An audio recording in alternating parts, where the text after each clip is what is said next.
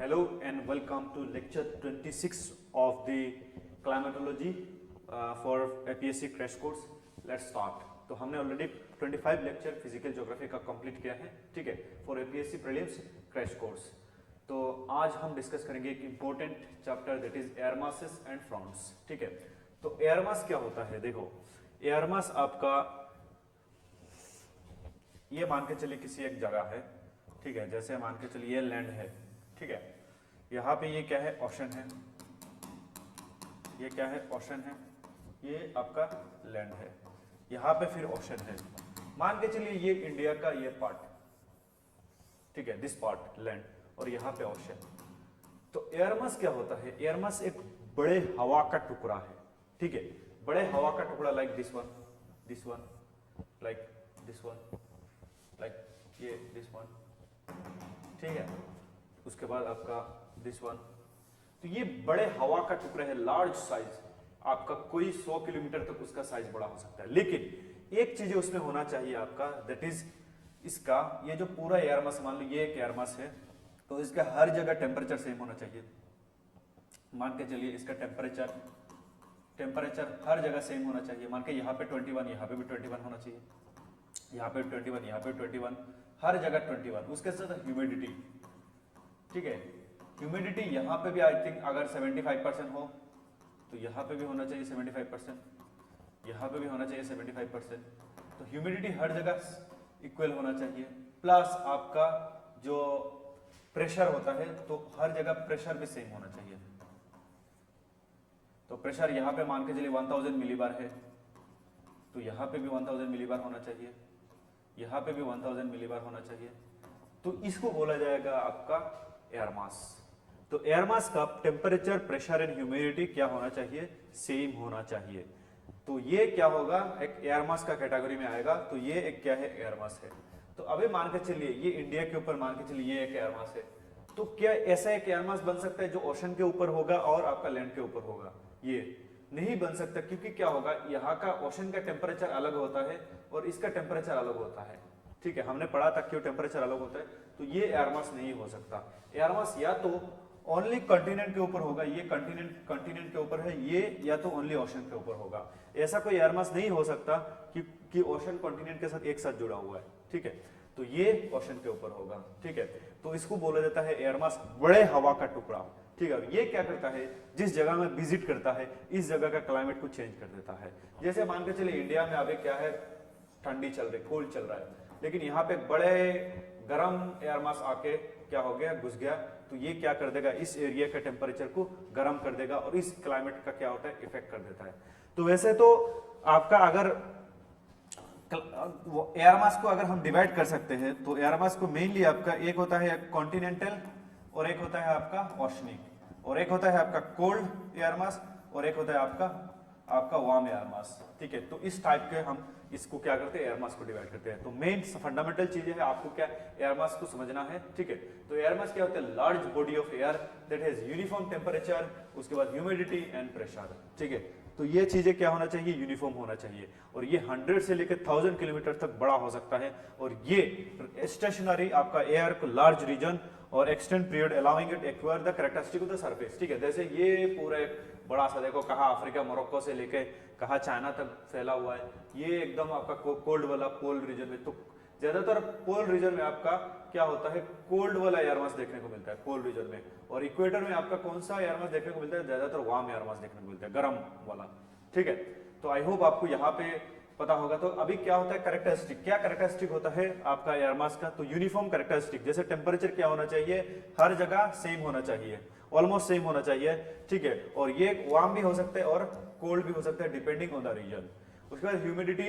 ये ह्यूमिडिटी भी आपका मतलब जितना अमाउंट ऑफ वाटर वेपर इस जगह में है, उस जगह में पूरा यूनिफॉर्म होना चाहिए ऑलमोस्ट, ठीक है. तो फॉर्मेशन कैसा बनता है? Air mass form in areas known as source region where typically large flat and have stable weather. जहां पे स्टेबल वेदर होता है तो वहां पे क्या होता है? ये फॉर्मेशन होता है.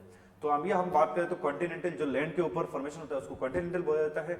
जो ओशन के ऊपर फॉर्मेशन होता है उसको क्या बोला जाता है? मैरीटाइम बोला जाता है, ठीक है.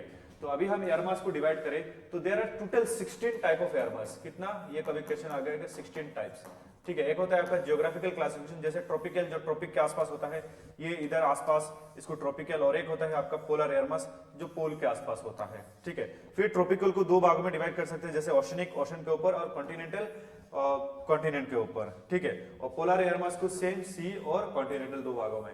फिर आपका थर्मोडायनेमिक देखते हुए आप वार्म एयर मास और कोल्ड एयर मास। फिर आपका मैकेनिकल क्लासिफिकेशन देखते हुए स्टेबल एंड अनस्टेबल। ठीक है। कोई स्टेबल होता है, कोई अनस्टेबल होता है, तो उस हिसाब से भी आप क्या कर सकते हो, उसको डिवाइड कर सकते हो। ठीक है। तो यहां पे जाके हमारा एयर मास खत्म होता है। अब हम देखेंगे फ्रंट्स। ठीक है। तो फ्रंट्स क्या होता है, देखो सिंपली समझ लो फ्रंट क्या होता है। फ्रंट्स एक इंपॉर्टेंट कॉन्सेप्ट है, आपका एग्जाम में आता है। तो ये फ्रंट ऐसा मान के चलिए ये ग्राउंड है। ठीक है। ठीक है। ये क्या है, ग्राउंड है आपका। यहाँ पे मान के चलिए दिस वन। तो इधर से क्या हो रहा है, गर्म हवा आ रहा है, वार्म एयर मास आ रहा है। किधर से, ऊपर से क्या आ रहा है, वार्म एयर मास। ठीक है। Warm air mass. और यहां से क्या हो रहा है आपका, सॉरी, कोल्ड एयर मास जा रहा है। ठीक है। कोल्ड एयर मास, कौन सा, कोल्ड एयर। ठीक है। तो ये जो बीच का बाउंड्री है उसी को बोला जाता है फ्रंट। ठीक है। क्या बोला जाता है बीच का बाउंड्री को, फ्रंट्स। ठीक है। तो हम क्या बोल सकते हैं फ्रंट्स को, definition, sloping boundary between two contrasting air masses. क्या है फ्रंट आपका, sloping boundary between two contrasting air masses, between two contrasting air masses, उसको बोला जाता है आपका कंट्रास्टिंग एयर मासेस, उसको बोला जाता है आपका फ्रंट्स किसको बोला जाता है, स्लोपिंग बाउंड्री। ये जो बीच में बाउंड्री, ऊपर से वार्म एयर जा रहा है, नीचे से आपका कोल्ड एयर आ रहा है, तो उस बाउंड्री को, बीच में जो बाउंड्री फॉर्मेशन करेगा उसको बोला जाता है फ्रंट्स। ठीक है। तो फ्रंट में भी फिर टाइप होता है, एक होता है कोल्ड फ्रंट, एक होता है आपका वार्म फ्रंट, और एक होता है आपका ऑक्लूडेड फॉर्म, और एक होता है आपका, ये देखो एक होता है आपका चूड़ा, और देख लेते हैं फ्रंट एंड फ्रंटोजेनेसिस। तो front is a sloping boundary, दो ऑपोजिट एयर मास को क्या करता है आपका, वो करता है। ठीक है। तो आपका फ्रंटोजेनेसिस किसको बोलते हैं, the process associated with creation of new front. जैसे न्यू फ्रंट बनता है तो उस प्रोसेस को फ्रंटोजेनेसिस बोला जाता है। ठीक है। और जिसकी वजह से आपका पुराना वाला खत्म हो जाता है। तो क्या चाहिए फ्रंट बनने के लिए, रिक्वायर्ड कंडीशन, तो टेम्परेचर डिफरेंस चाहिए। अगर वार्म और कोल्ड टेम्परेचर नहीं होगा तो फ्रंट बनेगा ही नहीं। उसके साथ दोनों का ऑपोजिट डायरेक्शन, दोनों एक डायरेक्शन में जा रहा है तो फ्रंट नहीं बनेगा। ठीक है। तो फ्रंटोलाइसिस क्या होता है, द प्रोसेस ऑफ डिस्ट्रक्शन और dying of the existing front. तो कोई भी फ्रंट अगर डिस्ट्रक्ट हो गया, खत्म हो गया, तो उसको फ्रंटोलाइसिस बोला जाता है। फ्रंटोजेनेसिस फॉर्मेशन, फ्रंटोलाइसिस डाई होना। ठीक है। तो अभी हम एक एक फ्रंट को देखेंगे। तो सबसे पहले आपका कोल्ड फ्रंट। तो कोल्ड फ्रंट किसको बोला जाता है आपका, देखो जैसे मान के चलिए ये एक जगह है। ठीक है। ये क्या है, एक जगह है। ठीक है। तो यहां पे क्या है आपका, वार्म एयर मास है। ठीक है। कौन सा एयर मास है आपका, यहाँ पे वार्म एयर मास ऐसे है इधर। ठीक है। लेकिन क्या हुआ, यहां से आपका दूसरी जगह से कोल्ड एयर आ गया। ठीक है। कोल्ड एयर आके क्या हो गया, वार्म एयर के जगह में एंट्री ले लिया। ये कोल्ड एयर है और ये है आपका वार्म एयर। कौन सा एयर, वार्म एयर। तो कोल्ड एयर आके जब वार्म एयर की जगह में घुसेगा तो क्या होगा, ये आपका ऐसे ऐसे ऊपर की तरफ उड़ना स्टार्ट करेगा। दोनों cold air as well as आपका warm air, cold air as well as warm air ऊपर की तरफ क्या करेंगे, क्योंकि वार्म एयर क्या होता है आपका, पतला होता है। वार्म एयर क्या होता है आपका, पतला होता है, लेकिन कोल्ड एयर क्या होता है, डेंसर होता है। ठीक है। और ये दोनों मिलके यहाँ पे एक क्लाउड का फॉर्मेशन करेंगे, दैट इज क्यूमुलोनिम्बस क्लाउड। कौन सा क्लाउड, क्यूमुलोनिम्बस क्लाउड का फॉर्मेशन करेंगे। और ये क्यूमुलोनिम्बस क्लाउड क्या करेगा आपका, रेनफॉल करेगा। इस जगह में क्या होगा, रेनफॉल करेगा। तो ये जो फ्रंट बनेगा उसको हम क्या बोलते हैं, दैट इज कोल्ड फ्रंट। ठीक है। उसका अगर हम बाउंड्री को ऐसे फॉर्मली हम ड्रॉ करें, ठीक है, तो ऐसा होता है आपका, ये फ्रंट है। ठीक है। और इधर से क्या हो गया आपका, कोल्ड एयर आया। ठीक है। इधर से, और वार्म एयर क्या हो गया, ऊपर की तरफ उठ गया। वार्म एयर क्या होता है, पतला होता है तो डिसअपियर कर देता है, तो इसको वार्म एयर बोल सकते हो और इसको कोल्ड एयर बोल सकते हो। और ये जो फ्रंट बीच में बाउंड्री फॉर्मेशन हुआ उसी को बोला जाता है आपका, दैट इज कोल्ड फ्रंट। तो जो विजिट करता है उसके नाम से फ्रंट का नाम होता है, तो कोल्ड फ्रंट। ये है आपका दिस वन, ये इसको मैंने यहाँ पे ड्रॉ किया, तो ये है कोल्ड फ्रंट। ठीक है। तो कोल्ड फ्रंट क्या होता है, when cold air moves towards the warm air mass it contact zone is called cold front। तो यहाँ पे जो कांटेक्ट होगा उसको आपका कोल्ड फ्रंट बोला जाएगा, ठीक है। और कोल्ड फ्रंट क्या होता है आपका, कोल्ड एयर क्या होता है, वो वार्म एयर को राइज अप कर देता है, ठीक है, और जिसकी वजह से आपका थंडरस्टॉर्म, रेनफॉल, क्योंकि cumulonimbus cloud is associated with thunderstorm, तो थंडरस्टॉर्म का फॉर्मेशन करता है, ठीक है।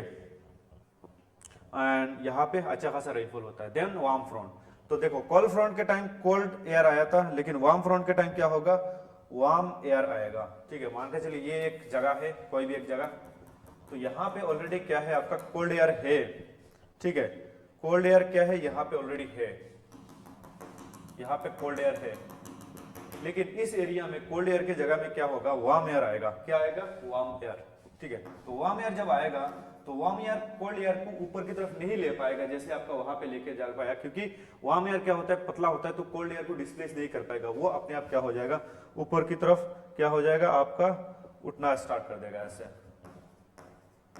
ठीक है। तो ये ऊपर की तरफ ऐसे उठेगा आपका, और इसी को हम क्या बोलेंगे, दैट इज यहाँ पे जो फ्रंट का बाउंड्री सेटअप करेंगे उस बाउंड्री को हम बोलेंगे दैट इज वार्म फ्रंट। क्या फ्रंट, वार्म फ्रंट। और इसकी वजह से क्या होगा, यहाँ पे आपका डिफरेंट क्लाउड का फॉर्मेशन होगा, सीरस क्लाउड, एल्टो क्लाउड, उसके साथ साथ ये एकदम छोटे छोटे जो क्लाउड होता है जो रेनफॉल नहीं देता है वो क्लाउड का फॉर्मेशन करेगा, ठीक है। तो इसी को बोला जाता है वार्म फ्रंट। तो वार्म फ्रंट में बारिश होगा कि नहीं आप लोग बताइए, ठीक है, जैसे nimbus cloud, alto cloud, cirrus cloud, ये सब का फॉर्मेशन होगा, लेकिन यहाँ पे क्या होगा, बारिश नहीं होगा, ठीक है। क्यों बारिश नहीं होगा, क्योंकि ये सब क्लाउड बारिश रेनफॉल करता ही नहीं। The warm air mass moves towards the cold air mass contact zone, ठीक है। वार्म एयर मास क्या होगा, कोल्ड एयर मास की तरफ जाएगा, लेकिन कोल्ड एयर मास को डिस्प्लेस नहीं कर पाएगा, ठीक है। और the warm air behind the front rise upward the cold word, ठीक है। The front process gradually and the sky clear, तो स्काई क्लियर होगा, रेनफॉल नहीं होगा, ठीक है। तो ये याद रखना। अनलाइक कोल्ड फ्रंट, यहाँ पे the change in temperature and wind direction are gradual, तो यहाँ पे ग्रेजुअली चेंज होगा, ठीक है। तो ये है वार्म फ्रंट। उसके बाद ऑक्लूडेड फ्रंट। तो ऑक्लूडेड फ्रंट क्या होता है, जब आपका when cold air front overtake a warm front end lift the warm air mass completely. कभी कभी कोल्ड एयर मास जो होगा वो क्या करेगा, आपका वार्म एयर मास को एकदम कंप्लीटली क्या कर देगा, लिफ्ट कर देगा। क्या कर देगा, लिफ्ट कर देगा। लिफ्ट, जैसे यहाँ पे आके पूरा कोल्ड एयर बैठ गया, क्या बैठ गया, कोल्ड एयर, ठीक है। और आपका जो वार्म एयर है उसको क्या कर देगा, ऊपर की तरफ लिफ्ट कर देगा, ठीक है। तो उसको ऊपर की तरफ लिफ्ट कर देगा, ठीक है। तो उसको वार्म एयर को, तो उसको बोला जाता है that is occluded front. Is that clear? Occluded front किसको बोला जाता है, कोल्ड एयर कंप्लीटली डिसअपियर कर देगा वार्म एयर को ऊपर की तरफ, तो उसी को बोला जाता है ऑक्लूडेड फ्रंट। देखिए, cold air front overtake a warm front end lift warm air mass completely off the ground, ठीक है। तो उसको बोला जाता है। तो उसकी वजह से स्टेडी रेनफॉल होता है at occluded front. The occluded front causes complex weather, mix cold और वार्म दोनों टाइप आ जाता है, ठीक है। और ये यूरोप में काफी ज्यादा कॉमन है। A combination of cold form at cold front and warm front, तो दोनों का कॉम्बिनेशन हो सकता है ये, ठीक है। उसके बाद स्टेशनरी। तो स्टेशनरी में क्या होगा, देखो ये आपका मान के चलिए बीच का एरिया है, तो दोनों फ्रंट क्या होगा, एक दूसरे को मीटअप करने के बगैर क्या करेगा, दोनों एक दूसरे के पैरेलल दौड़ेंगे, दोनों एक दूसरे के क्या करेंगे, पैरेलल दौड़ेंगे। तो उसको क्या बोला जाएगा, दैट इज आपका इस जो फ्रंट होगा उसको बोला जाएगा स्टेशनरी फ्रंट। Stationery front. तो ये चार टाइप ऑफ फ्रंट हमने देखा। तो स्टेशनरी फ्रंट क्या होता है, where cold front and warm front stop moving, ठीक है, एक दूसरे के surface position does not change. This happen when two air mass pushing against each other but neither power enough to move, ठीक है। व्हेन बिलो पैरेलल, ठीक है, दोनों पैरेलल, ये पैरेलली मूव करेंगे, तो उसको क्या बोला जाएगा आपका, दैट इज आपका स्टेशनरी फ्रंट, ठीक है। तो स्टेशनरी फ्रंट का डेफिनेशन आप ऐसे लिख सकते हो, is formed when the two air mass instead of converging flow parallel. Instead of converging, बाकी जगह में क्या होता है, कन्वर्ज होता है। Instead of converging flow parallel to each other, क्या है, flow parallel to each other, उसी को बोला जाता है दैट इज आपका